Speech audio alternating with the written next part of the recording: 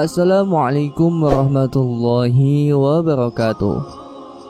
Ada seorang yogis atau ahli yoga mengajak seorang pendeta bersekongkol akan memperdaya iman Abu Nawas.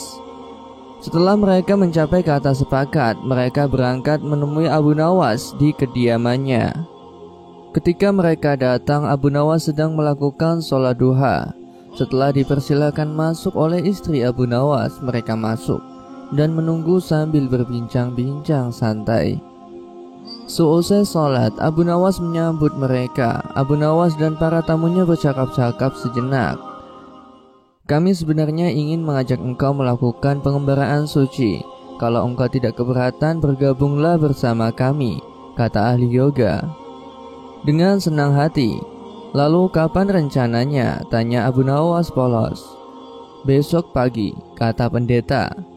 Baiklah, kalau begitu kita bertemu di warung teh besok, kata Abu Nawas menyanggupi.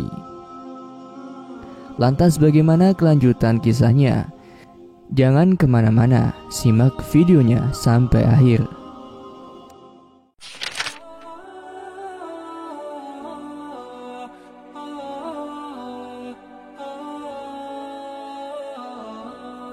Hari berikutnya mereka berangkat bersama.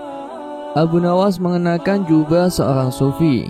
Ahli yoga dan pendeta memakai seragam keagamaan mereka masing-masing. Di tengah jalan mereka mulai diserang rasa lapar karena mereka memang sengaja tidak membawa bekal. Wahai Abu Nawas, bagaimana kalau engkau saja yang mengumpulkan derma untuk membeli makanan untuk kita bertiga, karena kami akan mengadakan kebaktian, kata pendeta. Tanpa banyak bicara, Abu Nawas berangkat mencari dan mengumpulkan derma dari dusun satu ke dusun yang lain. Setelah derma pun terkumpul, Abu Nawas membeli makanan yang cukup untuk 3 orang. Abu Nawas kembali ke pendeta dan ahli yoga dengan membawa makanan. Aku tidak setuju, kita harus seiring seirama dalam berbuat apapun, kata pendeta. Betul, aku pun tidak setuju karena waktu makanku besok pagi. Besok pagi aku akan berbuka, kata ahli yoga. Bukankah aku yang engkau jadikan alat pencari derma, dan derma itu sekarang telah kutukar dengan makanan ini. Sekarang kalian tidak mengizinkan aku untuk mengambil bagian sendiri. Itu tidak masuk akal, kata Abu Nawas mulai merasa jengkel. Namun pendeta dan ahli yoga itu tetap bersikeras tidak mengizinkan Abu Nawas untuk mengambil bagian yang menjadi haknya. Abu Nawas penasaran, ia mencoba sekali lagi meyakinkan kawan-kawannya agar mengizinkan ia untuk makan bagiannya, tetapi mereka tetap saja menolak. Abu Nawas benar-benar merasa jengkel dan marah, namun Abu Nawas tidak memperlihatkan sedikitpun kejengkelan dan kemarahannya. Bagaimana kalau kita mengadakan perjanjian, kata pendeta kepada Abu Nawas. Perjanjian apa? Tanya Abu Nawas. Kita adakan lomba. Barang siapa di antara kita bermimpi paling indah, maka ia akan mendapat bagian yang terbanyak. Yang kedua lebih sedikit, dan yang terburuk akan mendapatkan paling sedikit. Pendeta itu menjelaskan. Abu Nawas setuju, ia tidak memberi komentar apa-apa. Malam semakin larut, embun mulai turun ke bumi. Pendeta dan ahli yoga mengantuk dan tidur. Abu Nawas tidak bisa tidur. Ia hanya berpura-pura tidur. Setelah merasa yakin kawan-kawannya sudah terlelap, Abu Nawas menghampiri makanan itu. Abu Nawas memakan habis makanan itu hingga tidak tersisa sedikit pun. Setelah merasa kekenyangan, Abu Nawas baru bisa tidur. Keesokan hari mereka bangun hampir bersamaan. Ahli yoga dengan wajah berseri-seri bercerita, tadi malam aku bermimpi memasuki sebuah taman yang mirip sekali dengan nirwana. Aku merasakan kenikmatan yang belum pernah aku rasakan sebelumnya dalam hidup ini. Pendeta mengatakan bahwa mimpi ahli yoga benar-benar menakjubkan, betul-betul luar biasa. Kemudian giliran pendeta menceritakan mimpinya.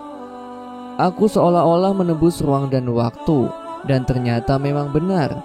Aku secara tidak sengaja berhasil menyusup ke masa silam, di mana pendiri agamaku hidup. aku bertemu dengan beliau. Dan yang lebih membahagiakan adalah aku diberkatinya. Ahli yoga juga memuji-muji kehebatan mimpi pendeta. Abu Nawas hanya diam, ia bahkan tidak merasa tertarik sedikit pun. Karena Abu Nawas belum juga buka mulut, pendeta dan ahli yoga mulai tidak sabar untuk tidak menanyakan mimpi Abu Nawas. Kalian tentu tahu Nabi Daud alaihi salam. Beliau adalah seorang nabi yang ahli berpuasa. Tadi malam aku bermimpi, berbincang-bincang dengan beliau. Beliau menanyakan apakah aku berpuasa atau tidak. Aku katakan aku berpuasa, karena aku memang tidak makan sejak dini hari. Kemudian beliau menyuruhku segera berbuka karena hari sudah malam. Tentu saja aku tidak berani mengabaikan perintah beliau. Aku segera bangun dari tidur dan langsung menghabiskan makanan itu, kata Abu Nawas tanpa perasaan bersalah sedikit pun. Sambil menahan rasa lapar yang menyayat-nyayat, pendeta dan ahli yoga saling berpandangan satu sama lain. Kejengkelan Abu Nawas terobati. Kini mereka sadar bahwa tidak ada gunanya coba-coba mempermainkan Abu Nawas. Pasti hanya akan mendapat celaka sendiri.